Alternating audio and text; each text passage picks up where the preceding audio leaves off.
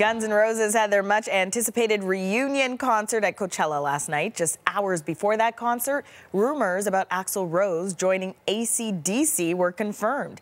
Axl Rose will replace lead singer Brian Johnson, who's out due to hearing loss. Deshawn Reed is here with more. Tell us more about this Guns N' Roses reunion. Yeah, well, I mean, it was a highly anticipated reunion. Guns N' Roses coming back for Coachella. They were the headliners on Saturday night, but fans were in for a surprise when the band brought out a special guest. That's right, that's AC/DC guitarist Angus Young in the blue.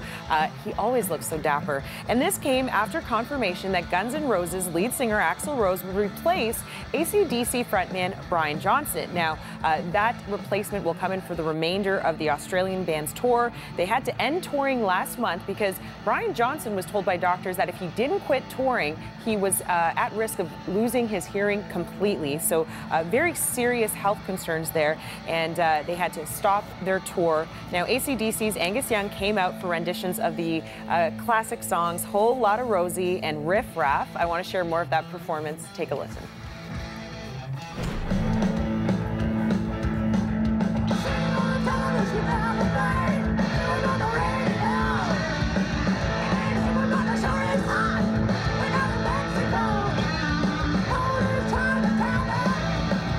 I think he sounds pretty good. Oh, yeah. So, you know, fans got a taste of what it's going to be like with Axl Rose at the head of the legendary band. And if you're wondering why Axl Rose has been sitting in that special throne, well, it's because he broke his leg.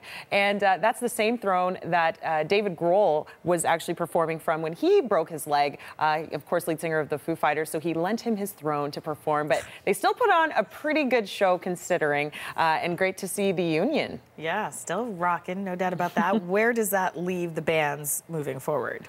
Well, there's a lot of loose ends here. So AC/DC released a statement saying that they are so thankful for, you know, Brian Johnson's contribution to the band over the years. I want to share more about what they had to say on their website. They said, "We wish him all the best with his hearing issues and future ventures." They went on to say, "As much as we want this tour to end as it started, we understand, respect, and support Brian's decision to stop touring and save his hearing." So I can imagine that was a very difficult decision to make, but of course, a very serious one. And AC/DC still has 20 tour dates. So they have 10 in Europe and 10 in the U.S. Axl Rose will join the band for the European dates that begin this May, and they'll run until June. And then after that point, he reunites with his Guns N' Roses bandmates for their own tour. And then when their tour is finished, he goes back to being the front man of AC/DC. So a bit of jumping around. But what's good is, you know, both bands will still be performing. And of course, sad to hear about Brian Johnson. But it seems as though they were still able to put on a good show for the fans. So I'm sure fans are happy at least for that. His last hurrah for now. Yeah.